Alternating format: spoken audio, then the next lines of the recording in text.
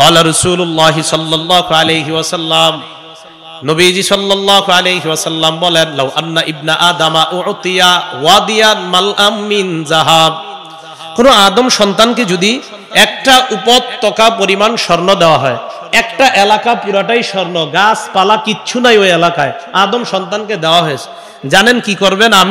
আমরা আহাব্বা ইলাইহি সানিয়া, আমরা বলবো দ্বিতীয়টা চাই। একটা এলাকা স্বর্ণ পাওয়ার পরেও বলবো দ্বিতীয়টা চাই। নবীজি বলেন ওয়ালা উতিয়া সানিয়া আহাব্বা ইলাইহি সালিসা, দ্বিতীয়টা দেওয়ার পর বলবে তৃতীয়টা চাই। নবীজি বলেন ওয়ালা ইয়াসুদ্দু জাওফা ইবনি আদামা ইল্লা তুরাব, আদম সন্তানের পেট মাটি ভরতে পারে, মাটি ছাড়া অন্য কিছু তার পেট ভরে না। ওর পেটটা মাটি ভরে, মাটি দেয় ওর পেট ভরে যায়, না হয় ওর আশাগুলা দুনিয়াতে থেকে যায়। হ্যাঁ, আপনাকে মাটি দেওয়ার পর আপনার পেট ভরবে, তো আপনি যে কিছুদিন পর পচে গলে শেষ হয়ে যাবেন, এই অবস্থাটার কথা স্মরণ করা। আব্দুল্লাহ ইবনে মাসউদ রাদিয়াল্লাহু তাআলা আনহু একটা বর্ণনা শুনেন, সহিহ বুখারী 6417 নম্বর হাদিসের বর্ণনা। খত্ত রাসূলুল্লাহ সাল্লাল্লাহু আলাইহি ওয়াসাল্লাম খত্তান মুরাব্বাআ, অঙ্কের ছাত্র যারা আছেন, নবীজি সাল্লাল্লাহু আলাইহি সাল্লাম একটা চতুর্ভুজ আঁকলেন। কি আঁকলেন? চতুর্ভুজ আঁকলেন। ওয়া খত্ত খত্তান ফিল ওয়াসাতি খারিজাম মিন, মাঝখান থেকে একটা দাগ দিলেন, যে দাগটা চতুর্ভুজের বাহিরে নিলেন। খুব ভালো করে বুঝবেন, একটা চতুর্ভুজ, মাঝে একটা দাগ, এই দাগটা চতুর্ভুজের বাহিরে। নবীজি বললেন হাদাল ইনসান, মাঝের দাগটা মানুষ, বলেন মাঝের দাগটা, আর চারপাশে যেটা আল্লাযী মুহীতুন বিহি ওয়া ক্বাদ আহাতা বিহি আজালুহু। নবীজি বলেন চতুর্ভুজটা হলো মানুষের জীবন, বলেন মাঝখানের দাগটা চতুর্ভুজটা জীবন। এখন মাঝখানের দাগটা কি চতুর্ভুজের ভিতরে না বাহিরে? নবীজি বলেন বাহিরের যে দাগটা হাদা আমালুহু, এটা হলো মানুষের আশা, মানুষের জীবন শেষ হয়ে যায়, আশাগুলা থেকে যায়। আলহামদুলিল্লাহি ওয়া কাফা ওয়া সালামুন আলা ইবাদিহিল্লাযীনা ইসতাফা। أما بعد فأعوذ بالله من الشيطان الرجيم. بسم الله الرحمن الرحيم.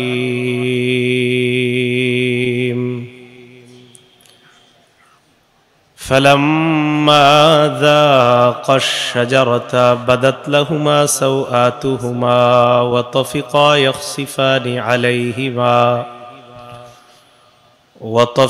يخصفان عليهما من ورق الجنة. وعن أنس بن مالك رضي الله تعالى عنه قال قال رسول الله صلى الله عليه وسلم إن لكل دين خلقا وخلق الإسلام الحياء، أو كما قال عليه الصلاة والسلام. اللهم صل على محمد وعلى آل محمد كما صليت على إبراهيم وعلى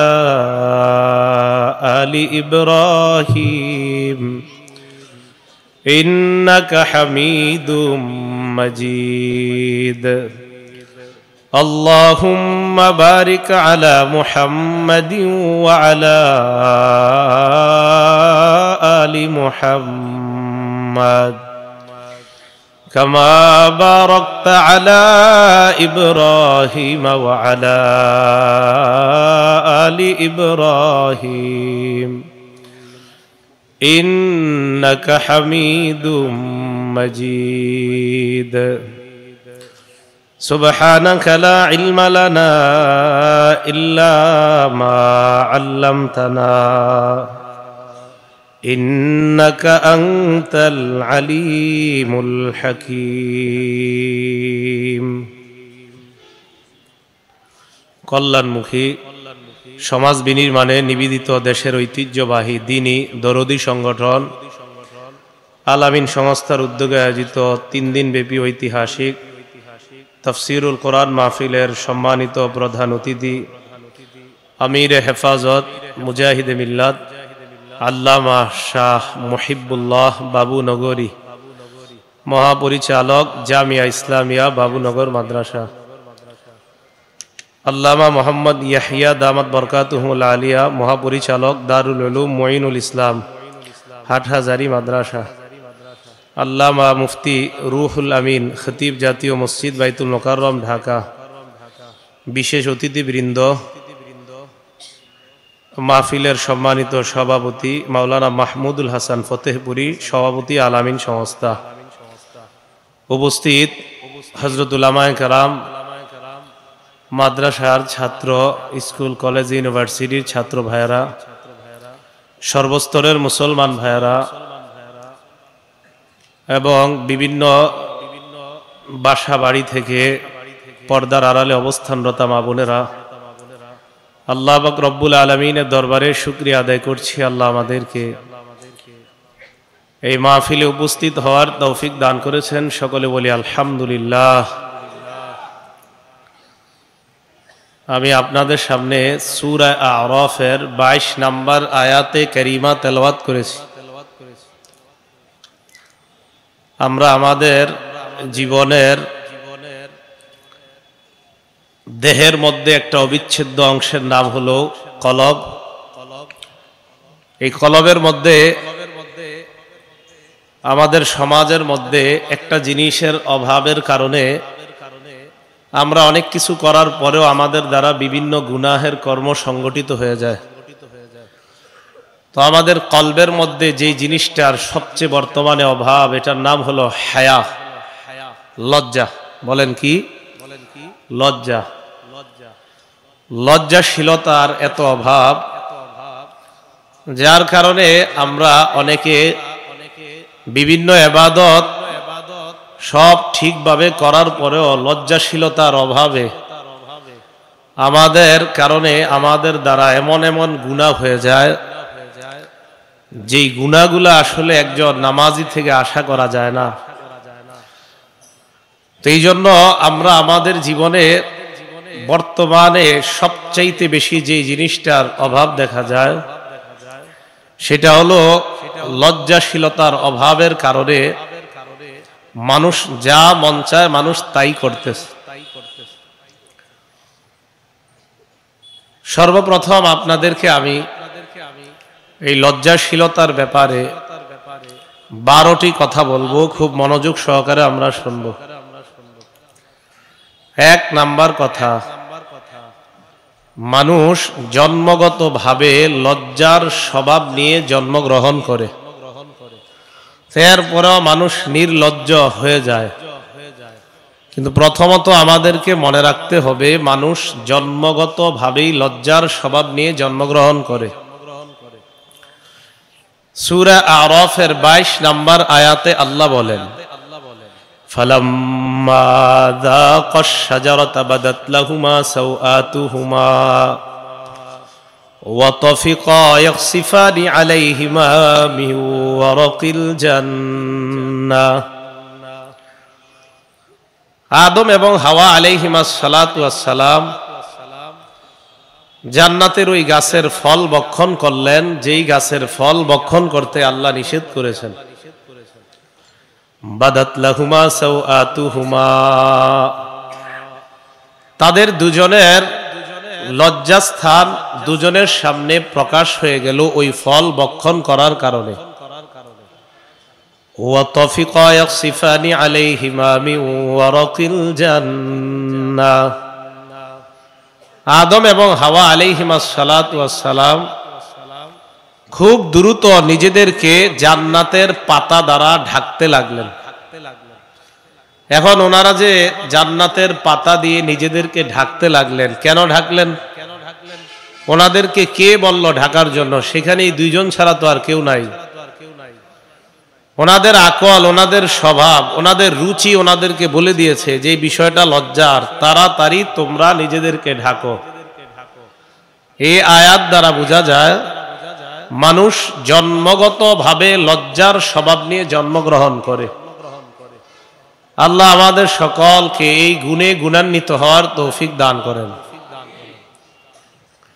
সূরা আরাফের ২৬ নম্বর আয়াতে আল্লাহ বলেন, ইয়া বানি আদম ক্বাদ আনজালনা আলাইকুম লিবাসান ইউয়ারি সাওআতিকুম ওয়া রিশা।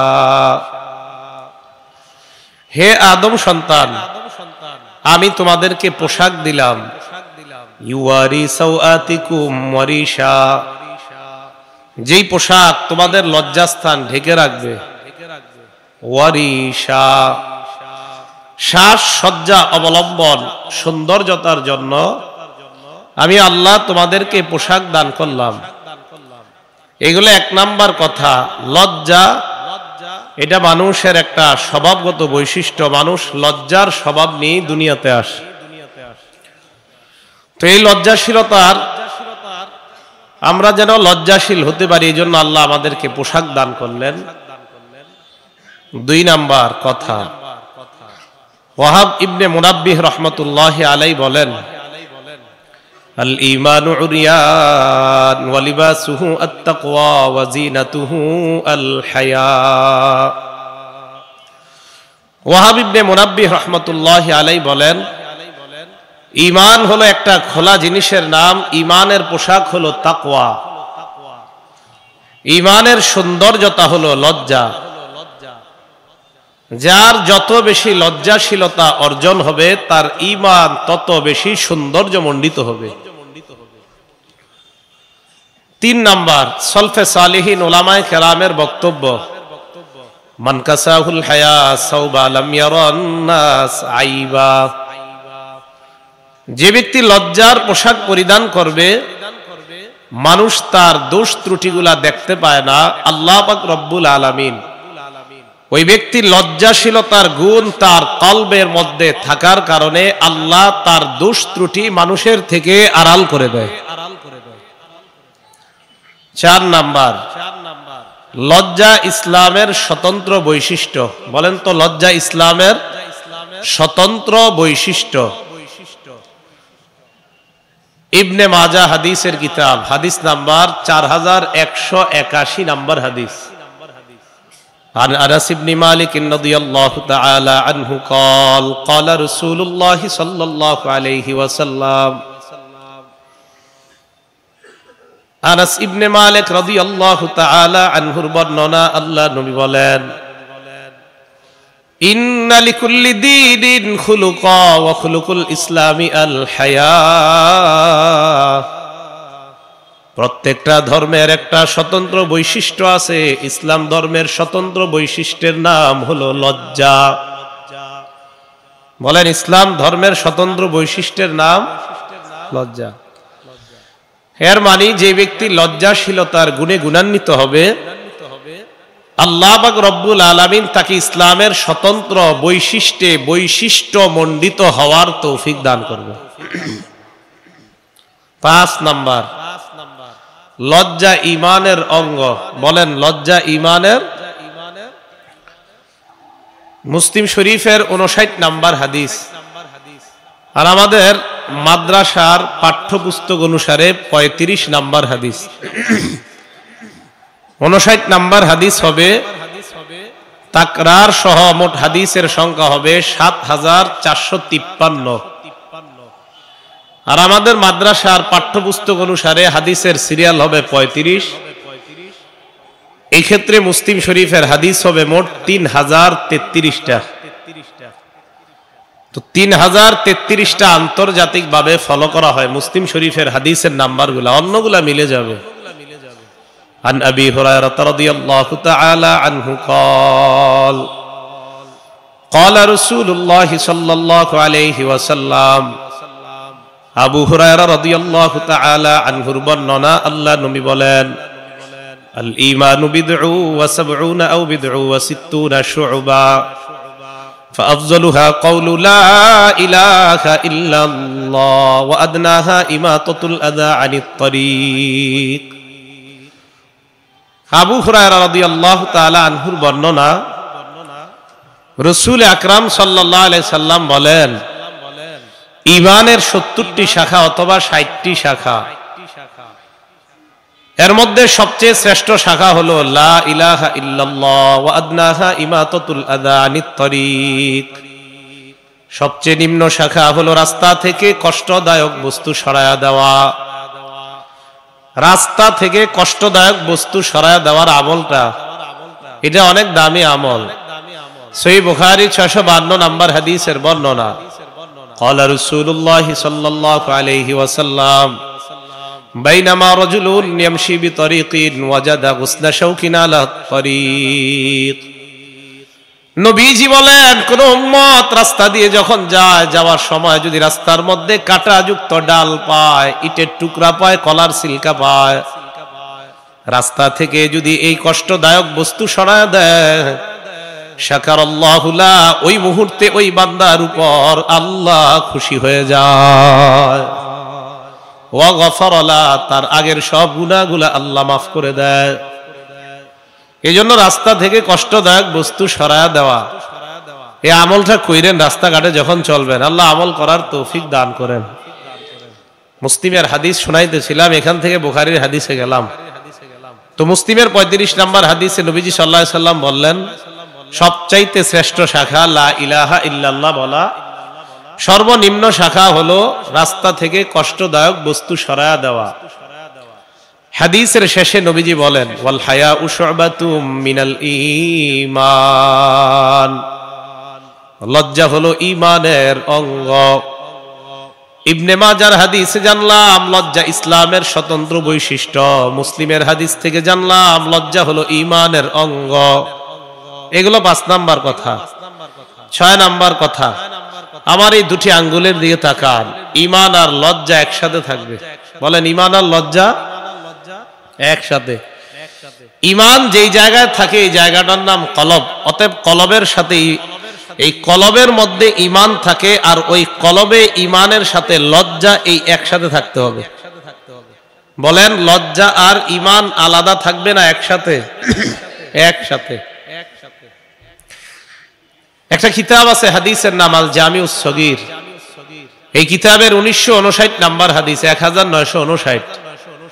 আর আব্দুল্লাহ ইবনে উমর রাদিয়াল্লাহু তাআলা আনহুমা قال قال رسول الله صلى الله عليه وسلم, আব্দুল্লাহ ইবনে উমর রাদিয়াল্লাহু তাআলা আনহুমার বর্ণনা, আল্লাহ নবী বলেন, ইন্নাল ঈমান ওয়াল হায়া কুরিনা জামিআ। নবীজি বলেন, ঈমান আর লজ্জা একসাথে থাকার নাম। ফাইযা রুফিয়া আহাদুহুমা, নবী বলেন একটা যদি উঠে যায়, রুফিয়াল আখর, আরেকটা উঠে যায়। লজ্জা যদি আপনার কমে যায়, ঈমান আপনার কমে যাবে। লজ্জা কমতে কমতে ঈমান পাওয়ারলেস হয়ে যাবে। বলেন নাউজুবিল্লাহ। রাসূল সাল্লাল্লাহু আলাইহি সাল্লাম বলেন, লজ্জা আর ঈমান একসাথে থাকার নাম। লজ্জা কমে যাবে, ঈমান কমে যাবে। ঈমান থাকার জায়গা হলো কলব। লজ্জাও ঈমানের সাথে কলবের মধ্যে থাকতে হবে। লজ্জা যদি কমে, ঈমান কমবে। লজ্জা যত কমবে, মানুষের ঈমান তত কমবে। আল্লাহ আমাদের সকলকে এই ঈমান আর লজ্জাশীলতা একসাথে দিলে যেন রাখতে পারি, আল্লাহ তৌফিক দান করেন। 7 নাম্বার কথা, লজ্জাশীলতার ঠিকানা হলো জান্নাত। বলেন, লজ্জাশীলতার ঠিকানা জান্নাত। তিরমিজি শরীফের 2009 নম্বর হাদিস, আন আবি হুরায়রা রাদিয়াল্লাহু তাআলা আনহু قال قال رسول الله صلى الله عليه وسلم আল হায়াউ মিনাল ঈমান ওয়াল ঈমানু ফিল জান্নাহ। নবীজি সাল্লাল্লাহু আলাইহি ওয়াসাল্লাম বলেন, লজ্জা ঈমানের অন্তর্ভুক্ত, ঈমানের ঠিকানা হলো জান্নাত। হাদিসের মাধ্যমে বোঝা যায়, লজ্জা যদি আপনার বেড়ে যায়, ঈমানের পাওয়ার বেড়ে যাবে। ঈমান যদি বেড়ে যায়, তত দ্রুত আল্লাহর জান্নাতের মেহমান। তাহলে লজ্জাশীলতার ঠিকানা জান্নাত। লজ্জা ঈমানের অন্তর্ভুক্ত, ঈমানের ঠিকানা হলো জান্নাত। ঈমানের জায়গা হলো কলব, লজ্জার জায়গাও কলব। ঈমানের ঠিকানা জান্নাত। লজ্জা যত বাড়বে, ঈমান তত বাড়বে। ঈমান যত বাড়বে, তত দ্রুত আল্লাহর জান্নাতের মেহমান হয়ে যাবে। ওয়াল বাযাউ মিনাল জাফা ওয়াল জাফাউ ফিন্নার। নির্লজ্জতা এটা দুর্ব্যবহারের অঙ্গ, দুর্ব্যবহারের ঠিকানা জাহান্নাম। বলেন নির্লজ্জতার ঠিকানা জাহান্নাম। বলেন তো নির্লজ্জতার ঠিকানা কোথায়? জাহান্নাম। আমাদের দেশে আমাদেরই একদল বোন কিছুদিন আগে এক জায়গায় গিয়ে বলল, আমরা পোশাকের স্বাধীনতা লাভ করব, আমার যেই পোশাক মন চায় আমি সেই পোশাক পরিধান করব।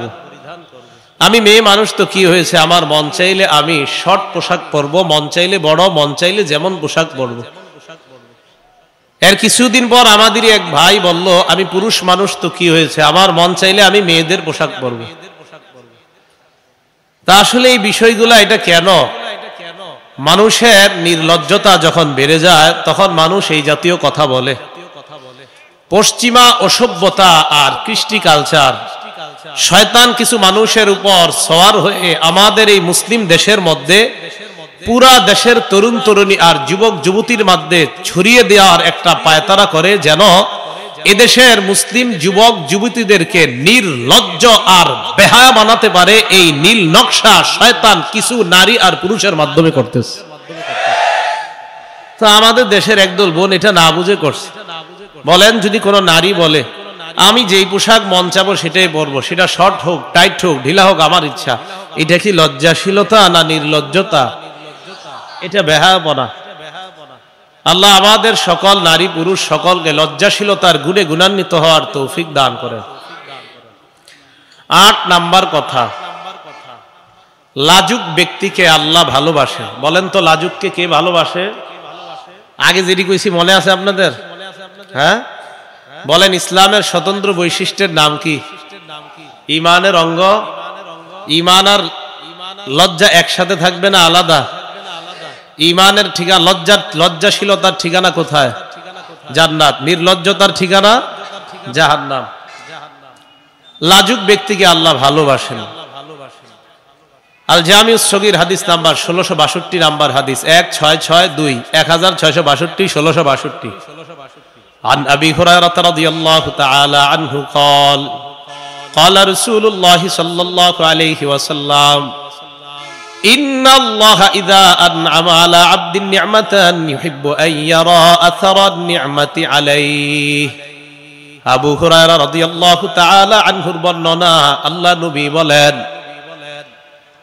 আল্লাহ রব্বুল আলামিন যখন কোন বান্দাকে নেয়ামত দান করে, ওই বান্দার নেয়ামতটা প্রকাশ পাক, নেয়ামতের নিদর্শন দেখা যাক, এই নেয়ামতের নিদর্শন দেখাটা আল্লাহ পছন্দ করেন। অনেক কোটিপতিরা দান করে, তাদের এই দান মাদ্রাসা মসজিদ এটা দেখা আল্লাহ পছন্দ করেন।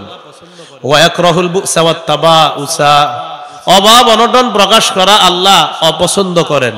ওয়ায়ুবগিজুস সাইলাল মুলহিফা, নাছুর বান্দা হয়ে ভিক্ষা করে যে, তাকে আল্লাহ ঘৃণা করেন। ওয়ায়ুহিব্বুল হাইয়াল আফিফাল মুতাআফফিফা, যে ব্যক্তি লাজুক, বড় লাজুক, লজ্জার কারণে মানুষের কাছে চাইতে পারে না, এই লাজুক ব্যক্তিকে আল্লাহ ভালোবাসেন। তাহলে লাজুক ব্যক্তিকে আল্লাহ ভালোবাসেন। 9 নাম্বার কথা, আমরা আমাদের জীবনে কল্যাণ চাই কারা কারা? সবাই আমাদের জীবনে কল্যাণ চাই না? হাত নামান। কলবের মধ্যে যদি লজ্জার, ইমানের সাথে লজ্জাটাকে ঢুকাইতে পারেন যত বেশি, যার কলবে ইমানের সাথে লজ্জার পাওয়ার যত বেশি বাড়বে, তার জীবনটা তত বেশি আল্লাহ কল্যাণ দ্বারা ভরপুর করে দিবেন। দলিল সহিহ বুখারী 6117 নাম্বার হাদিস। قال رسول الله صلى الله عليه وسلم الحياء لا يأتي إلا بخير। আখিরি নবী মুহাম্মদ সাল্লাল্লাহু আলাইহি ওয়াসাল্লাম বলেন, লজ্জা মানুষের জীবনে কল্যাণ আর কল্যাণ বয়ে আনে। যে ব্যক্তির যত বেশি লজ্জা, এই লজ্জা নামক গুণটা আপনার জীবনে তত বেশি কল্যাণ বয়ে আনবে। আপনি যদি লাজুক হন, লজ্জা নামক গুণটাই আপনার জীবনে কল্যাণ বয়ে আনবে। 10 নাম্বার, সমস্ত নবীদের থেকে আমরা একটা উপদেশ পেয়েছি, আমি আপনি আমরা সবাই। এই উপদেশটা আমাদের জানা দরকার না? সহিহ বুখারী 6120 নাম্বার হাদিস। عن أبي مسعود رضي الله تعالى عنه قال قال رسول الله صلى الله عليه وسلم ইন্না মিম্মা আদরাকান নাস মিন কালামিন নুবুওয়াতিল উলা ইযা লাম তাস্তাহি ফাসনা মা শি'তা। নবীজি বলেন সমস্ত নবীদের থেকে মানুষ একটা উপদেশ পেয়েছে, সব নবীদের থেকে মানুষ একটা উপদেশ গ্রহণ করেছে। যাদেরকে ঢেকে রাখা প্রয়োজন তারা যদি নিজেদেরকে ঢেকে না রাখে তাদের ময়লা কমবে না বাড়বে। বলেন, যাদেরকে ঢেকে রাখতে ইসলাম বলছে, ইসলাম যাদেরকে বলছে তোমরা ঢেকে ঢুকে থাকবা, তারা যদি ঢেকে না রাখে নিজেদেরকে, এতে কি ময়লা কমবে না বাড়বে? আর যাদেরকে ইসলাম বলছে তোমরা ঢেকে থাকবা, নিজেদেরকে ঢেকে ঢুকে রাখবা, এই ঢেকে ঢেকে যারা নিজেদেরকে রাখবে তাদের এই লজ্জাশীলতা, তাদের সৌন্দর্যতা কি কমাবে না বাড়াবে? হাদিস দ্বারা বোঝা যায় যারা পর্দার মধ্যে থাকে নারীরা, তাদের সৌন্দর্যতা বাড়তে থাকে। আর যারা পর্দাহীনতায় নির্লজ্জতার মতো বেহায়ার মতো রাস্তাঘাটে চলাফেরা করে, তাদের ময়লা, তাদের কদর্যতা দিন দিন বাড়তে থাকে। 12 নাম্বার কথা, তিরমিজি শরীফের 1080 নাম্বার হাদিস। ক্বালা রাসূলুল্লাহ সাল্লাল্লাহু আলাইহি ওয়াসাল্লাম, আখিরি নবী মুহাম্মদ সাল্লাল্লাহু আলাইহি ওয়াসাল্লাম বলেন, আরবাউম মিন সুনানিল মুরসালিন, সমস্ত নবীদের সুন্নত 4টা। বলেন, সব নবীদের সুন্নত কয়টা? 4টা। 1 নাম্বার আল হায়া, লজ্জা। 2 নাম্বার তাআত্তুর, সুগন্ধি ব্যবহার করা। 3 নাম্বার সিওয়াক, মেসওয়াক করা। 4 নাম্বার নিকাহ, বিয়ে করা। সব নবীদের 4টা সুন্নত। 1 নাম্বার লজ্জাশীলতা। তাহলে এই 12টা কথা কি সবার মনে থাকবে? আল্লাহ জানে মনে থাকবে কিনা। 1 নাম্বার, মানুষ জন্মগতভাবে লাজুক। 2 নাম্বার, যে ব্যক্তি লজ্জার পোশাক পরিধান করবে তার দোষ ত্রুটি তত গোপন থাকবে। 3 নাম্বার, ইমানের সৌন্দর্যতার নাম লজ্জা। 4 নাম্বার, ইসলামের স্বতন্ত্র বৈশিষ্ট্য লজ্জা। 5 নাম্বার, ইমানের অঙ্গ লজ্জা। 6 নাম্বার, লজ্জা আর ইমান একসাথে থাকার নাম। 7 নাম্বার, লজ্জাশীলতার ঠিকানা হলো জান্নাত। 8 নাম্বার, লাজুক ব্যক্তিকে আল্লাহ ভালোবাসেন। 9 নাম্বার, লজ্জাশীলতা জীবনে কল্যাণ বয়ে আনে। 10 নাম্বার, কলবে ইমানের সাথে যদি লজ্জা না থাকে, যা মন চায় মানুষ তা করতে পারে। 11 নাম্বার, লজ্জা কোনো জিনিসের সৌন্দর্যতা বাড়ায় দেয়। 12 নাম্বার, সব নবীদের সুন্নত 4টা। 1 নাম্বার লজ্জা। মনে থাকবে? আল্লাহ জানে। কানের সুখ না দিয়া কিছু শিখবেন মাহফিল আইসা। কারে সুখ না দিয়া? কানেরে। কারে সুখ না দিয়া? হ্যাঁ, মাহফিল গুলা পরিবর্তন হওয়া দরকার, খুব জরুরি। কানেরে সুখ দেওয়ার নিয়ত টিয়ত বাদ দিয়ে দেন, এগুলা শেষ। এই কানেরে সুখ না দিয়া কিছু শিখার জন্য মাহফিলে আসবেন। আর কত এরকম কানেরে সুখ দিবেন আর হুদাহুদি কতক্ষণ লাফালাফি করবেন। কানেরে সুখ না দিয়া এই দিলেরে সুখ দেন, এতে কাজ হবে। আল্লাহ আমাদের সকলকে এই মাহফিলের পবিত্র মঞ্চগুলাকে পবিত্র রাখার তৌফিক দান করেন। 12 নাম্বার বলছিলাম সব নবীদের সুন্নত 4টা। 1 নাম্বার লজ্জা। আমাদের নবীজি কেমন লাজুক ছিলেন একটু জানেন? সহিহ বুখারী হাদিস নাম্বার 6102 নাম্বার হাদিস, 6119 নাম্বার হাদিস।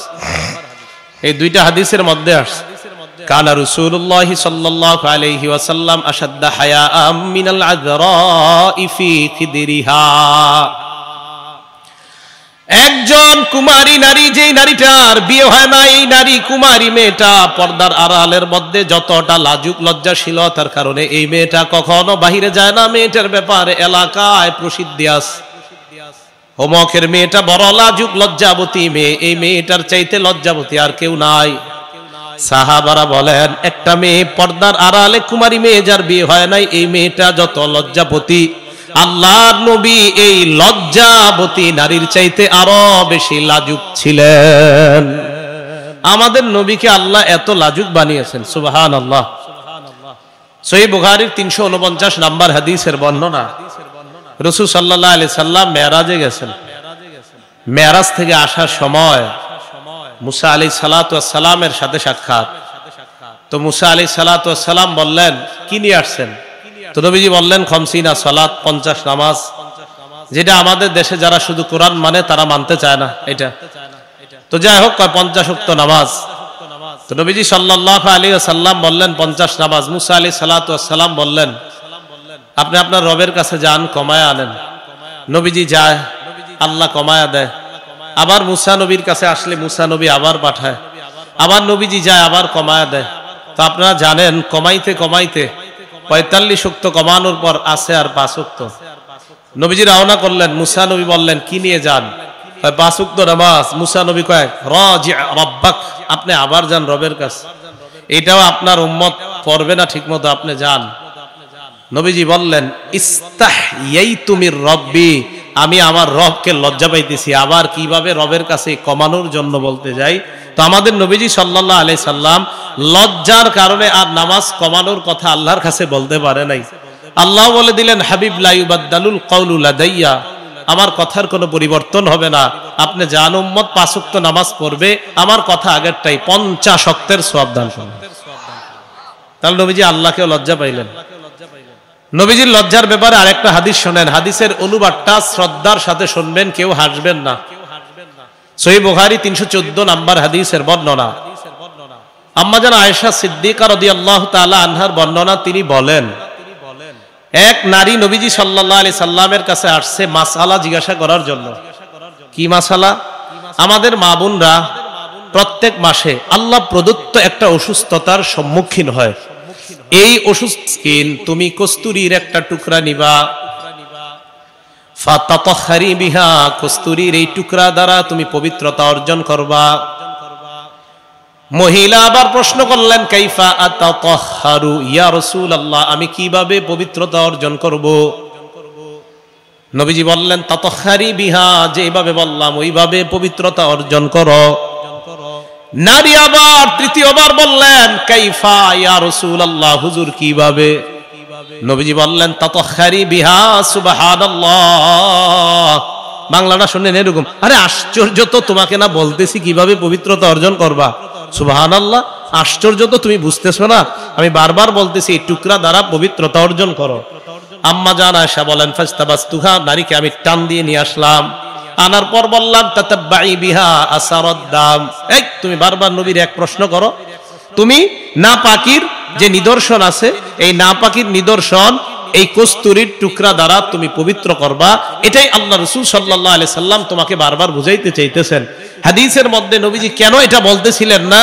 আম্মা জান আয়েশা সিদ্দিকা সহ সাহাবায়ে কেরামের বক্তব্য, নবীজি লজ্জার কারণে ওই নারীকে পুরা কথাটা বলতে পারতেছিলেন না, তাই আম্মা জান আয়েশা সিদ্দিকা রাদিয়াল্লাহু তাআলা আনহা বলেন আরে বুঝো না, সংক্ষেপে বললে নবী এটা বুঝাইতে চাইতেছেন। তো এই লজ্জার কারণে নবী সাল্লাল্লাহু আলাইহি সাল্লাম ওই নারী বারবার বলতেছে, নবী এই অপবিত্র কথাটা যে বলবে এটা নবীজি বলতে পারতেছিলেন না শুধু লজ্জার কারণে। নবীজি কেমন লাজুক ছিলেন? আবু দাউদ শরীফের 4788 নাম্বার হাদিস, ইদা বালাগাহু আনির রাজুলি শাই, নবীজির কাছে যখন কোন ব্যক্তির ব্যাপারে কোনো অভিযোগ আসতো, এত লাজুক ছিলেন নবী বলতে পারতেন না মা বালু ফুলান, অমকের কি হলো এটা বলতে পারতেন না। নবী বলতেন মা বালু আকওয়াম, অমক অমক এলাকার কি হলো, ওই এলাকার মানুষগুলা এমন এমন কাজ করে। অপরাধী কিন্তু একজন, ওই এক অপরাধীরে বুঝানোর জন্য নবী বলতেন ওই ওই এলাকার মানুষগুলার কি হইল। এলাকার মানুষ কিন্তু অপরাধ করছে এক এলাকার, কিন্তু নবীজি বলতেন মা বালু আকওয়াম, অমক অমক এলাকাগুলার কি হলো যে তারা এই এই অপরাধ করে, অথচ অপরাধ করছে একজন। ওই একজনকে নবী বুঝানোর জন্য বলতেন অমক অমক এলাকা। এটা কেন? নবীজি লজ্জায় অপরাধীকে সরাসরি এটা বলবে মানুষের সামনে, এটা বলতে পারতেন না, এতটা লাজুক ছিলেন রাসূলুল্লাহ সাল্লাল্লাহু আলাইহি সাল্লাম। লজ্জা 4 প্রকার, বলেন লজ্জা কয় প্রকার? 4 প্রকার। 1 নাম্বার আল হায়াউ মিনাল্লাহ, আল্লাহকে লজ্জা পাওয়া। 2 নাম্বার আল হায়াউ মিনাল মালাইকা, ফেরেশতাদেরকে লজ্জা পাওয়া। 3 নাম্বার আল হায়াউ মিনান নাস, মানুষকে লজ্জা পাওয়া। 4 নাম্বার আল হায়াউ মিনান নাফস, নিজেকে লজ্জা পাওয়া। বলেন তো লজ্জা কয় প্রকার? 1 নাম্বার আল্লাহকে লজ্জা পাওয়া, 2 নাম্বার ফেরেশতাদেরকে লজ্জা পাওয়া, 3 নাম্বার মানুষকে লজ্জা পাওয়া, 4 নাম্বার নিজেকে লজ্জা পাওয়া। আল্লাহকে লজ্জা পাওয়ার 2টি দৃষ্টান্ত দেই, ভালো করে শুনেন।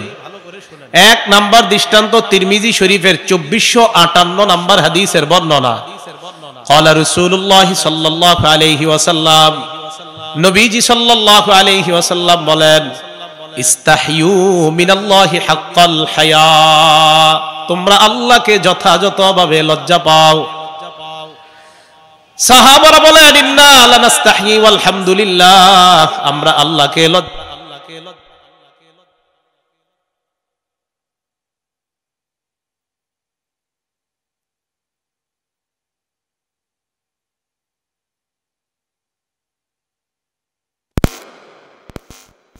আল্লাহকে লজ্জা পাওয়া। এই আল্লাহকে লজ্জা পাওয়ার আবার চার অর্থ। এক নাম্বার তাহফাজুর রাসা ওয়া মা ওয়া, তুমি তোমার মাথা এবং মাথার আশেপাশের অঙ্গগুলা গুনাহ থেকে হেফাজত করা। মাথার আশেপাশের অঙ্গগুলা গুনাহ থেকে হেফাজত করা আল্লাহকে লজ্জা পাওয়ার চার অর্থ। এক নাম্বার তাহফাজুর রাসা ওয়া মা ওয়া, মাথার আশেপাশের অঙ্গগুলা গুনাহ থেকে হেফাজত করা। আপনি চোখ দিয়ে গুনাহ করবেন না, আপনি চোখ দিয়ে গুনাহ না করা আল্লাহকে লজ্জা পাওয়া। আপনি নাক দিয়ে গুনাহ করবেন না, কান দিয়ে গুনাহ করবেন না, আপনি জিহ্বা দিয়ে গুনাহ করবেন না। কেন? কারণ আপনি আল্লাহকে লজ্জা পান। আপনার কলবে ঈমানের সাথে লজ্জার গুণ আছে, তাই আপনি এই গুনাহগুলা করতে পারেন না। তো দেখেন, মাথার সাথে এই অঙ্গগুলো আছে, এর মধ্যে একটা অঙ্গের নাম চোখ। সহিহ বুখারী 2465 নাম্বার হাদিসের বর্ণনা।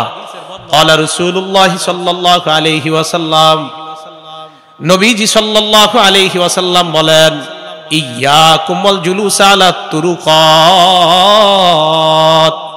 তোমরা রাস্তাঘাটে গোল মিটিং করা থেকে বাঁচবা, বৈঠক করা থেকে বাঁচবা।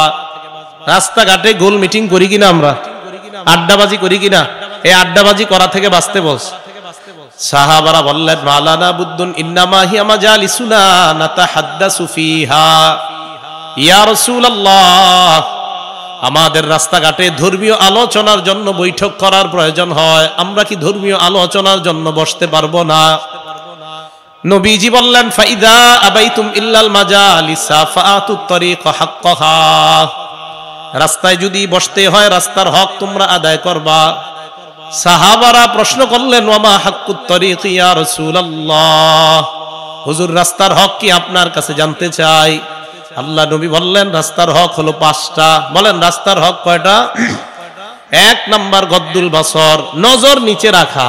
2 নাম্বার ওয়াকাফুল আযা, রাস্তা থেকে কষ্টদায়ক বস্তু সরায়া দেওয়া। বলেন তো, রাস্তার উপরের দিকে তাকায় থাকলে কষ্টদায়ক বস্তু পাওয়া যাবে না নিচে তাকাইলে? নিচে তাকাইলে।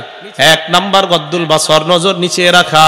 2 নাম্বার ওয়াকাফুল আযা, রাস্তা থেকে কষ্টদায়ক বস্তু সরায়া দেওয়া। 3 নাম্বার ওয়ারাদ্দুস সালাম, সালামের জবাব দেওয়া। 4 নাম্বার আমরুন বিল মারুফ, নেক কাজের আদেশ করা। 5 নাম্বার নাহয়ুন আনিল মুনকার, অসৎ কাজ থেকে নিষেধ করা। এর মধ্যে 1 নাম্বার নজরকে হেফাজত করা। আল্লাহ নজর হেফাজত করার তৌফিক দান করেন। এই নজর দিয়ে যার দিকে দেখা হারাম, একবার তার উপর নজর পড়ে যাওয়ার পর দ্বিতীয়বার তার দিকে আপনি ইচ্ছা করে নজর দিলেন, আর আপনার ভিতরে কোনো কুমন্ত্রণা ধারণা করলেন, আপনি নজরের জিনা করে ফেললেন। সহিহ বুখারী 6612 নাম্বার হাদিস। ক্বালা রাসূলুল্লাহ সাল্লাল্লাহু আলাইহি ওয়াসাল্লাম, নবীজি বলেন, ইন্নাল্লাহা কাতাবা আলা ইবনি আদম হাজ্জাহু মিনাজ জিনা আদরাকা যালিকা লা মুহালা। নবীজি বলেন, নিশ্চয়ই আল্লাহ আদম সন্তানকে জিনার পরীক্ষা দ্বারা পরীক্ষা করবে। এই পরীক্ষা আদম সন্তান পড়বে, এতে কোনো সন্দেহ নাই। আলেম সর্বসাধারণ সবাই এই পরীক্ষায় পড়বে। দেখেন তো এই পরীক্ষায় পড়ছেন কিনা আগে শোনেন। ফাজিনাল আইনি আন্নাজ, চোখের জিনা হলো দেখা। বলেন চোখের জিনা কি? দেখা। এই কথাগুলো একটু জোরে বললেন। বলেন তো চোখের জিনা কি? যেই নারীকে রাস্তায় দেখা হারাম, সেই নারীকে নাটক সিনেমায় দেখা। এই হারামের আওয়াজটা আনফরচুনেটলি হালকা হয়ে গেল কেন? বলেন যেই নারীকে রাস্তায় দেখা হারাম, তাকে নাটক সিনেমায় দেখা। এই আওয়াজটা প্রথমে হয়েছিল, দ্বিতীয়বার কেন হলো না? কারণ এই গুনাহে ম্যাক্সিমাম লোক সারাদিন নামাজ পড়ে, রাতে শুয়া শুয়া মোবাইল দেখে।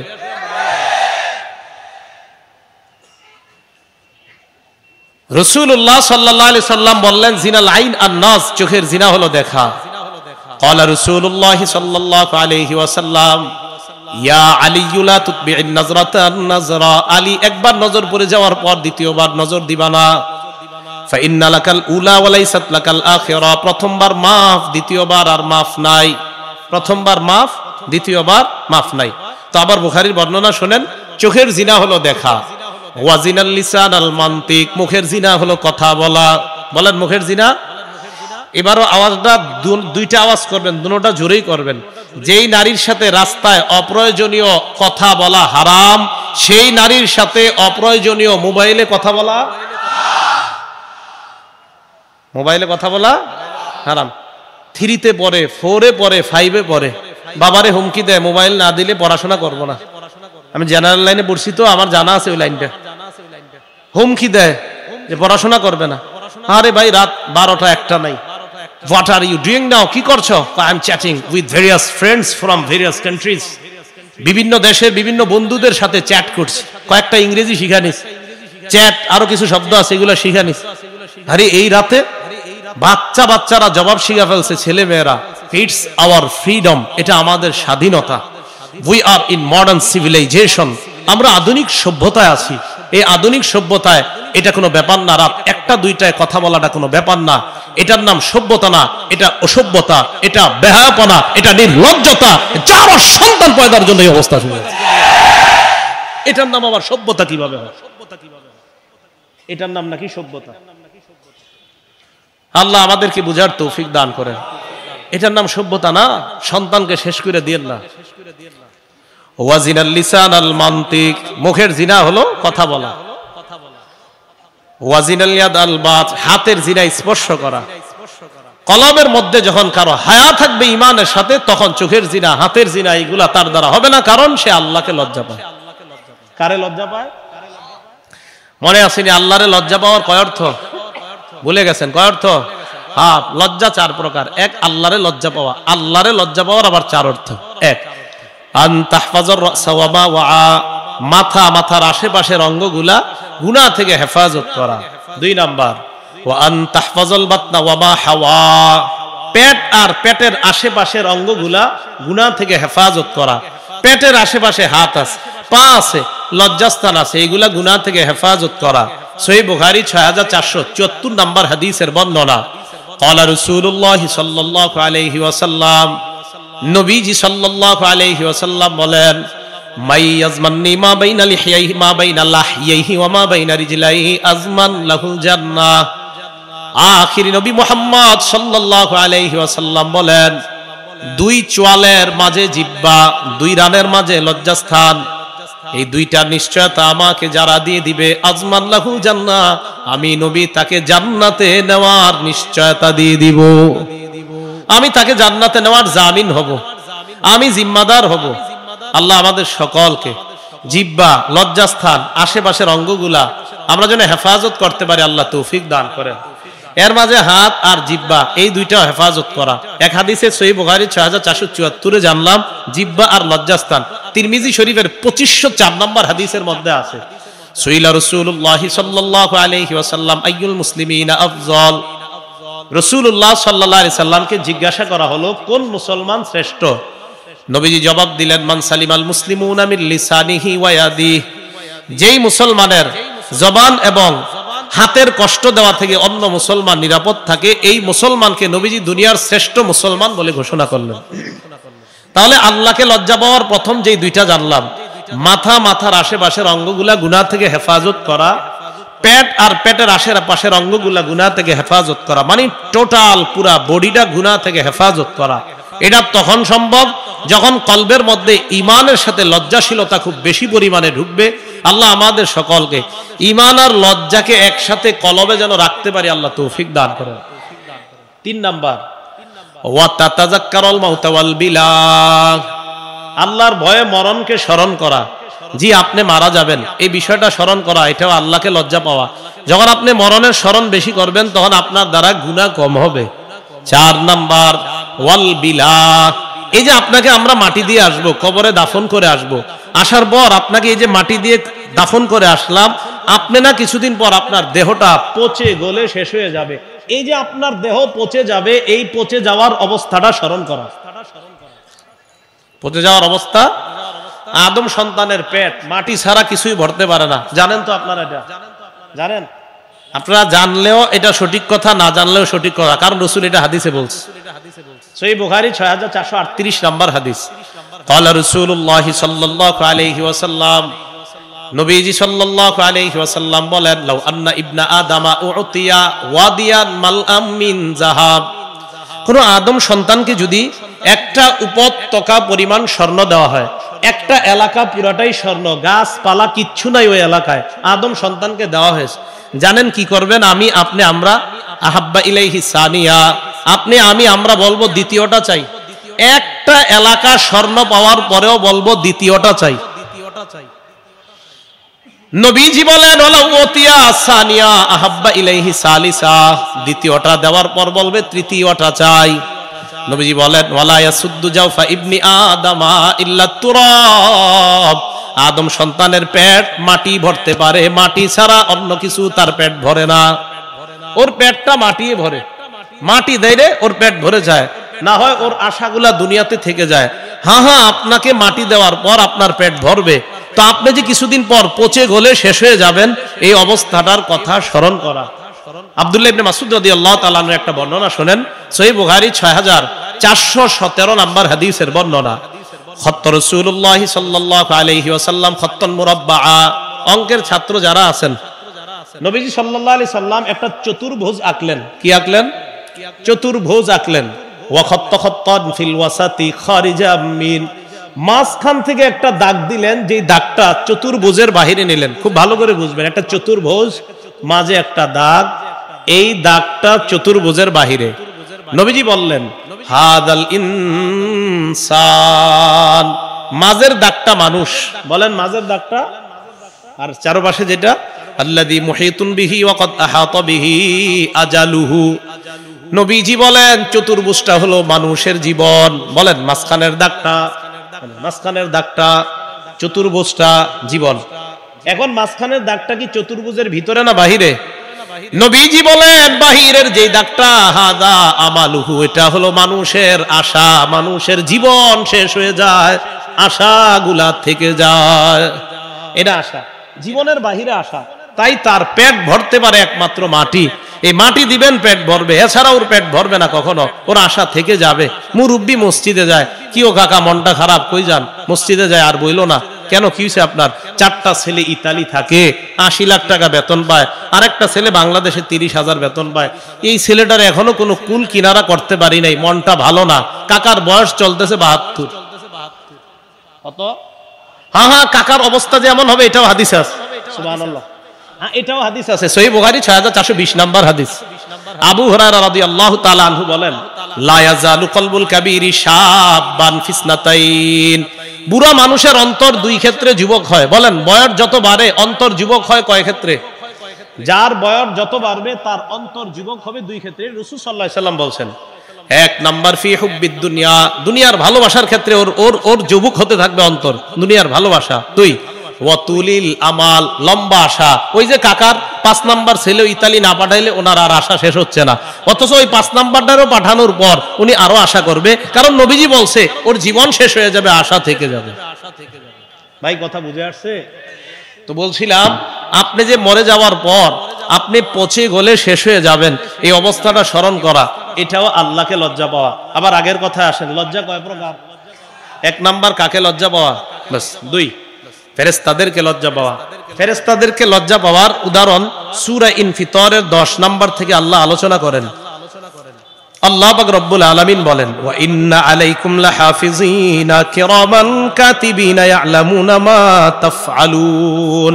সূরা ইনফিতর 10 থেকে 12 নাম্বার আয়াত। আল্লাহ বলেন ওয়া ইন্না আলাইকুম লাহাফিজিন, তোমাদের সাথে আছে সংরক্ষণকারী ফেরেশতা, কিরামান কাতিবিন, সম্মানিত লেখক, ইয়ালামুনা মা তাফআলুন, তোমরা যা করো তারা তা জানে। আচ্ছা, আপনি রাতের বেলা ঘুমিয়ে যখন ঘুমাবেন, বিছানায় শুয়ে শুয়ে আপনি মোবাইলে অশ্লীল কিছু দেখতেছেন, জানেন সূরা আলাকের 14 নাম্বার আয়াতে আল্লাহ বলেন, আপনার যদি লজ্জা থাকে দেখেন, আল্লাহ সূরা আলাকের 14 নাম্বার আয়াতে বলেন আলাম ইয়ালাম বিআন্নাল্লাহা ইয়ারা, ছি ছি, সে কি জানে না আমি আল্লাহ তাকে দেখি, সে কি করছে এগুলা? আপনি গুনাহ করতেছেন, আল্লাহ বলছে আলাম ইয়ালাম, সে কি জানে না বিআন্নাল্লাহা ইয়ারা, আমি আল্লাহ তাকে দেখছি। আপনার কলবে ঈমানের সাথে লজ্জা ঢুকান, তখন আপনার লজ্জা আপনাকে বাধা দিবে, না না এই অশ্লীল জিনিস তুমি দেখতে পারো না। 1 2 ফেরেশতাদেরকে লজ্জা।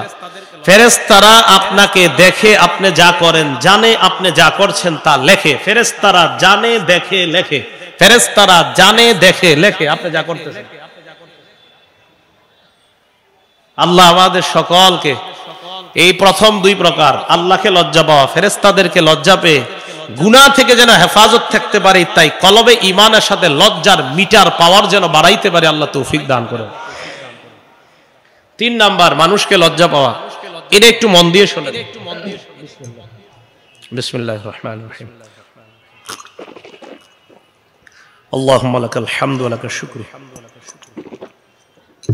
আল্লাহুম্মা লাকাল হামদু ওয়া লাকাশ শুকরু। মানুষকে লজ্জা পাওয়ার কয়েকটি দৃষ্টান্ত দেন। 1 নাম্বার, হুযায়ফা ইবনুল ইয়ামান রাদিয়াল্লাহু তাআলা আনহুর বর্ণনা, তিনি বলেন, লা খায়রা ফী মান লা ইস্তাহি মিনান নাস। ওই ব্যক্তির মাঝে কোনো কল্যাণ নাই যে মানুষের লজ্জা পায় না। আপনি যদি আরেকজনের লজ্জা না পান, আপনার মাঝে কোনো কল্যাণ নাই। দৃষ্টান্ত নাম্বার 2, নাসাই শরীফের 406 নাম্বার হাদিসের বর্ণনা, আন্না রাসূলুল্লাহ সাল্লাল্লাহু আলাইহি ওয়াসাল্লাম রাআ রাজুলান ইয়াগতাসিলু বিল বারাজ। নবীজি সাল্লাল্লাহু আলাইহি সাল্লাম এক ব্যক্তিকে দেখলেন, পুরুষ, উনি দেখে খোলা জায়গায় গোসল করতেছে। ফাসাইদাল মিম্বার, নবীজি মিম্বরে আরোহণ করলেন। ফাহামিদাল্লাহ ওয়া আসনা আলাইহি, আল্লাহর প্রশংসা করলেন, সানাপাঠ করলেন। এরপর নবীজি বললেন, শোনো সাহাবারা, ইন্নাল্লাহা হালিম, আল্লাহ সহনশীল, হাইয়ুন, আল্লাহ লাজুক। সুবহানাল্লাহ, আল্লাহ লাজুক। বলেন আল্লাহ লাজুক, বলেন সবাই আল্লাহ লাজুক। নবীরা লাজুক, আমিও লাজুক হব। আল্লাহ লাজুক, নবীরা লাজুক, আপনিও লাজুক হন। তাহলে আপনি মোবাইল দ্বারা আর গুনাহ করবেন না, আপনি লাজুক হন। অন্তরে ঈমানের সাথে লজ্জাশীলতা ঢুকান, বাড়ান। নবীজি বলেন হালিম, আল্লাহ সহনশীল, আল্লাহ লাজুক। সিত্তিরুন, আল্লাহ গুনাহ ঢেকে রাখেন। ইউহিব্বুল হায়া ওয়াস সিতরা, আল্লাহ পাক রব্বুল আলামিন লজ্জাশীলতা এবং ঢেকে ঢুকে থাকা, আড়ালের মধ্যে থাকা এটা পছন্দ করেন। নবীজি বলেন, ইদা তাসালা আহাদুকুম ফালইস্তাতির, তোমাদের কেউ যখন গোসল করবা একটু আড়াল হয়ে গোসল করবা। ছাত্র ভাইয়েরা এই জায়গায় আছেন, মুঈনুল ইসলাম হাটাজারি ছাত্র ভাইয়েরা আছেন। একসাথে গোসল করার সময় অন্তত শরীরে কিছু রাখা, গামছা রাখা, গেঞ্জি রাখা। দেখেন আপনাদের অনেকের দেহ আল্লাহ বড় চমৎকার করে বানিয়েছেন। এই দেহের উপর কারো বদনজর পড়ে গেলে হঠাৎ এমন রোগে আক্রান্ত হয়ে যাবেন, একদম বিপদে পড়বেন। আপনারা হাদিসে পাবেন, আব্দুল্লাহ ইবনে জাফর রাদিয়াল্লাহু তাআলা আনহুর সব ছেলেগুলা, আপনার সন্তানগুলা একদম কাঠ হয়ে গেছে, শুকায়া।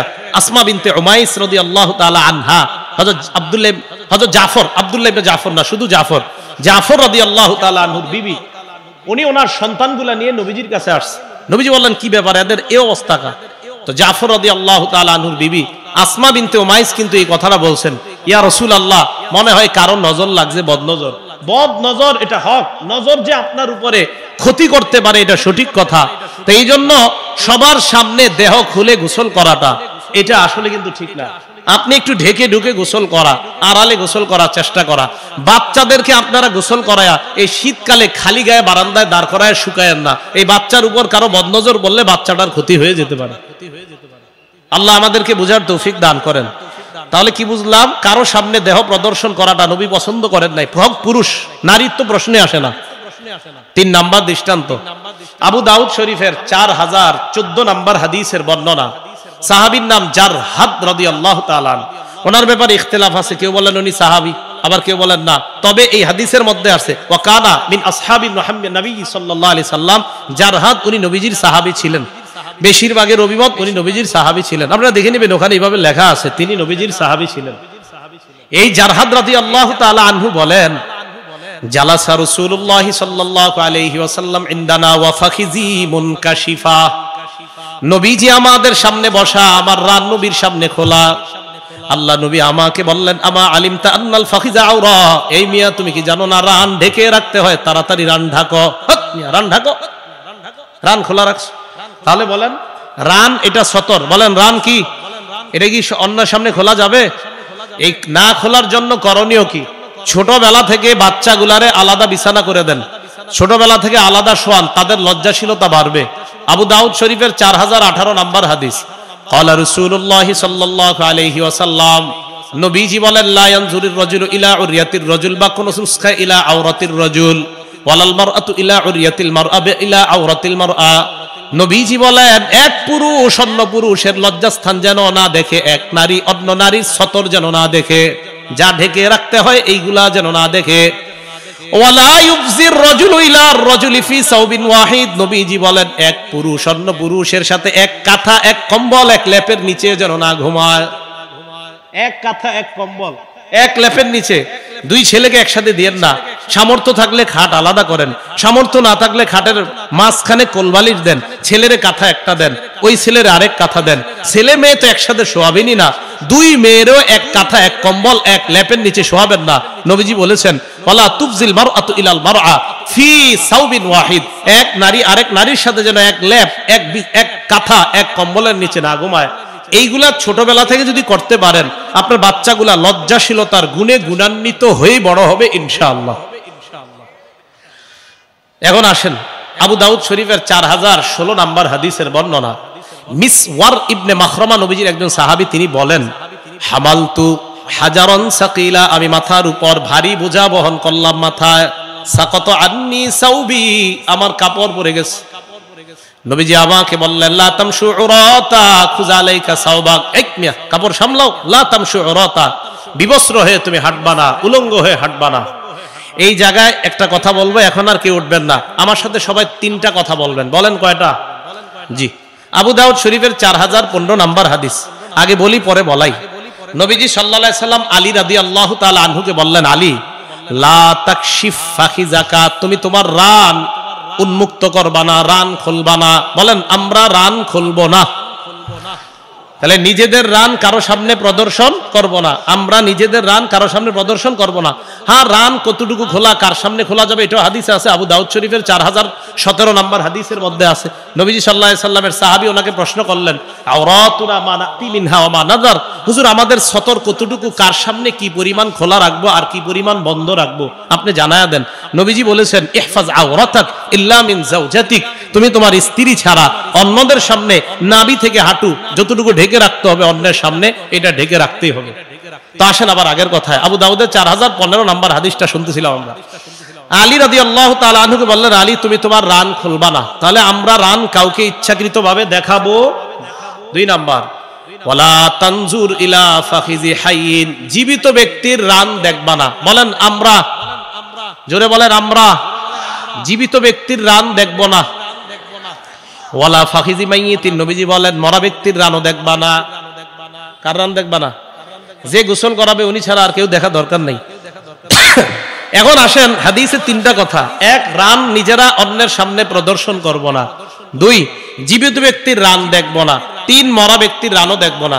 এবার খুব মনোযোগ সহকারে আমার কয়েকটা কথার জবাব দেন। নাটক সিনেমায় যদি কারো রান দেখা যায়, সে যদি মরা ব্যক্তিও হয় তার রান দেখা যাবে, আর যদি জীবিত হয় তার রান দেখা যাবে? তাহলে নাটক সিনেমায় জীবিত ব্যক্তির রান দেখা যাবে না। কি কথা বুঝে আসছে? এই আওয়াজটা জানার পরেও থাকে, নাটক সিনেমায় জীবিত ব্যক্তির রান যদি তারা দেখায়, আমরা দেখা যাবে। যদি কোনো খেলার মধ্যে কারো রান দেখা যায়, সেই রান, জোরে বলেন জোরে বলেন, কিসের মধ্যে? খেলার মধ্যে। কিসের মধ্যে? এরা আরেকটু জোরে বলেন, কিসে? যেই খেলায় রান দেখিয়ে খেলা প্রদর্শন হয়, ওই রানের দিকে তাকানো যাবে না। কেউ যদি নির্লজ্জ হয়, কারো মধ্যে যদি লজ্জা কম থাকে, তাহলে সে নবীর কথা মানবে না। আর কোন মুসলমান যদি নবীরে ভালোবাসে আর লজ্জা থাকে, সে নবীর কথার মহব্বতে রান দেখানো খেলোয়াড়দেরকে সে দেখবে না। কিছু কি বুঝে আসছে? আমি শেষে কি বুঝাইতে চেয়েছি এটা তো বুঝছেন। তাহলে কালকে দেখা যাবে যে আশেপাশে এইভাবে কারা কারা দাঁড়ায় থাকে। জীবিত ব্যক্তি, মরা ব্যক্তি। আচ্ছা, খেলাধুলা তারা কি মরারা খেলে না জিন্দারা? ধরে নেই মরারা খেলে। মরারা খেললেও কি রান দেখা যাইতো? না, খেলে জীবিতরা। তো জীবিত ব্যক্তি যদি রান দেখিয়ে খেলে, রসুলের মহাব্বত হাতে পায়ে ধরে বলছি, আপনার আল্লাহ রসুল সাল্লাল্লাহু আলাইহি সাল্লাম বলছেন জীবিত ব্যক্তির রান দেখবা না। বাস আমি আমার হাবিবকে ভালোবাসি, আমি আমার হাবিবকে ভালোবাসি বলেই কোন জীবিত মরা ব্যক্তির রান দেখব না। এটাই হবে প্রকৃত আশিক রাসূল। আল্লাহ বুঝার তৌফিক দান করেন। লজ্জা কয় প্রকার? 4 প্রকার। 1 নাম্বার কারে লজ্জা পাওয়া, 2 নাম্বার, 3 নাম্বার, 4 নাম্বার নিজেরে। বলেন 4 নাম্বার। নিজেরা লজ্জা পাওয়ার দৃষ্টান্ত। বুখারীটা খুললে একদম শুরুতে দেখবেন, কয়েকটা পৃষ্ঠা উল্লাইলে পাবেন 7 নম্বর হাদিস। রাসূল সাল্লাল্লাহু আলাইহি সাল্লাম বাদশা হিরাক্লিয়াসের কাছে একটা চিঠি লিখছে, ঠিক না? একটা চিঠি লিখছে। চিঠির মধ্যে দাওয়াত দিয়েছে হিরাক্লিয়াসকে, আদউকা বিদিআয়াতিল ইসলাম আসলিম তাসলাম। আমি তোমার ইসলামের দাওয়াত দিচ্ছি, তুমি ইসলাম গ্রহণ করো, নিরাপত্তা লাভ করবা। লম্বা চিঠি, জানেন আপনারা।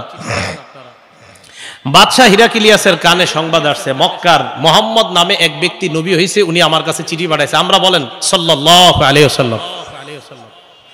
তো রাসূল সাল্লাল্লাহু আলাইহি সাল্লামের চিঠির ব্যাপারে বাদশাহ হিরাক্লিয়াস নবীজির ব্যাপারে জানতে চাওয়ার জন্য বলতেছে, মুহাম্মদের ব্যাপারে জানা যায় এমন কি কেউ আছে এদিকে? একদল বলল, হ্যাঁ, আশেপাশে একদল ব্যবসায়ী আছে, তারা মক্কার, আপনি বললে তাদেরকে আনতে পারি। ব্যবসায়ীদের প্রধান যিনি ছিলেন তিনি আবু সুফিয়ান রাদিয়াল্লাহু তাআলা, যিনি তখনও মুসলমান হননি। মুসলমানদের বিপরীত দিকে যিনি প্রধান সেনাপতির ভূমিকা পালন করতেন, আবু সুফিয়ান রাদিয়াল্লাহু তাআলা। বাদশার দরবারে ডাকার পর আবু সুফিয়ান রাদিয়াল্লাহু তাআলা আনহুকে সামনে বসাইছে, পিছনে অন্যান্যরা। বাদশাহ তার দুভাষীকে বললেন, আমি এই আবু সুফিয়ানকে যা যা প্রশ্ন করব মক্কার মুহাম্মদের ব্যাপারে সাল্লাল্লাহু আলাইহি ওয়াসাল্লাম, সে যেন সত্য কথা বলে, যদি কোনো মিথ্যা বলে পিছনের মানুষগুলা যেন তাকে সাথে সাথে বলে তুমি মিথ্যা বলছো। আচ্ছা, আমরা কি মুসলমান না সবাই? আলহামদুলিল্লাহ, আশা করি আমরা সবাই মুসলমান। আবু সুফিয়ান রাদিয়াল্লাহু তাআলা আনহু তখনও মুসলমান হননি। তাকে সবার সামনে বসাইছে, একের পর এক নবীর ব্যাপারে প্রশ্ন করতেছে। আবু সুফিয়ান একের পরে এক, নবী তার ওই সময় প্রধান শত্রু হওয়া সত্ত্বেও নবীর ব্যাপারে সবগুলা প্রশ্নের উত্তর একদম সত্য সত্য দিস। এখন আবু সুফিয়ান কেন নবীর ব্যাপারে মিথ্যা বলতে পারে নাই? কি বলে দেখেন, লাউলাল হায়াউ মিন আইয়াসিরু আলাইয়া কাযিবা, আমার লজ্জা লাগছে আমি যদি মিথ্যা কথা বলি, আমার পিছনে যারা তারা যদি আমারে মিথ্যাবাদী বলে, ছি ছি, আমি লজ্জা পাইলাম নিজেরে, আমি কিভাবে একটা মিথ্যা কথা বলবো? আমি লজ্জা পাইলাম, মিথ্যাবাদী যদি আমারে কেউ বলে, এই শব্দটা আমি বরদাস্ত করতে পারবো না। কাফের থাকা অবস্থায়, একজন কাফের থাকা অবস্থায় তার বক্তব্য আমি মিথ্যাবাদী শব্দটা বরদাস্ত করতে পারবো না, তাই নবীর নামে একটা মিথ্যাও বলতে পারি নাই। আমার যদি এই লজ্জা না হইতো যে আমারে মিথ্যাবাদী বলতে পারে তারা, তাহলে আমি অবশ্যই নবীর নামে মিথ্যা কথা বলতাম। আমরা কি সবাই উঠতে বসতে, সকালে বিকালে, শুইতে ঘুমের আগে সর্বশেষ মিথ্যা কথা বলে শুই। হ্যাঁ, ঠিক না কথাটা? হ্যাঁ, মিথ্যা কথা বলে শোয়া। এই জন্য মিথ্যা কথা বলা যাবে না। অফিসে রওনা করছেন 9টার দিকে, বস জিজ্ঞাসা করতেছে কোথায় আছেন, তা আপনাদের এলাকার নাম তো আমি বেশি একটা জানিও না, ঢাকার কথা বলি। বস জিগায় কোথায় আছেন, মনে করেন গুলশান অফিস, উনি টঙ্গী আছে এখনো, আমি তো মহাখালী, তো গুলশান আর মহাখালী কাছাকাছি। বস মনে করে যাক কাছাকাছি এসে পড়ছে, আসলে উনি টঙ্গী। এটা কি সত্য হলো না মিথ্যা? এটা মিথ্যা কথা, পদে পদে মিথ্যা কথা বলতে। শুধু কি ওনারা, আমি আমাকে বলছি যে আমি আলোচক। আমারও আপনারা অনেক সময় প্রশ্ন করবেন ফোনে, হুজুর কই আছেন? আসলে আমি আসি এখনো কুমিল্লা। আমি যদি বলে ফেলি আমি তো ফেনী পার হয়ে গেছি, এটা কি সঠিক হলো না মিথ্যা কথা? হ্যাঁ, আমি যদিও আমাকে বলছি, বাকি কথাটা অনেক ভাবার আছে। কথাটা কি আছে? হ্যাঁ, আলোচক, আমি আমাকেই বলছি, আলোচক আমি আমাকেই বলছি। আমি আসি কুমিল্লা, আমি কিভাবে বললাম যে আমি ফেনী পারো? মিথ্যা কথা। হ্যাঁ, এটা মিথ্যা কথা, এটা যেভাবে বলেন এটা মিথ্যা কথা। এটা কিভাবে সত্য কথা হয়? তো বলছিলাম, একজন কাফের থাকা অবস্থায় উনি মিথ্যা বলতে পারে না কেন? ওনাকে মিথ্যাবাদী বলবে। আল্লাহ আমাদের সকলকে কলবের মধ্যে ইমানের সাথে আমরা যেন হায়াটা অর্জন করতে পারি, তাহলে আমাদের কলবের মধ্যে ইমানটা মজবুত হবে। আল্লাহকে তখন লজ্জা পাওয়া, ফেরেশতাদেরকে লজ্জা পাওয়া, মানুষকে লজ্জা পাওয়া, নিজেকে লজ্জা পাওয়াটা তখন সহজ হয়ে যাবে। আল্লাহ পাক রব্বুল আলামিন আমাদের সকলকে লজ্জাশীলতার গুণে গুণান্বিত হয়ে আমরা যেন কবরে যাইতে পারি। সর্বশেষ আল্লাহর কাছে আবদার, আপনাদের আজকে যাদের সামনে বসলাম সবার সাথে যেন আবার আল্লাহ জান্নাতে দেখা করায়া দেয়। আমিন ওয়া আখিরু দাওয়ানা আলহামদুলিল্লাহি রাব্বিল আলামিন। আসসালামু আলাইকুম ওয়া রাহমাতুল্লাহি ওয়া বারাকাতুহু।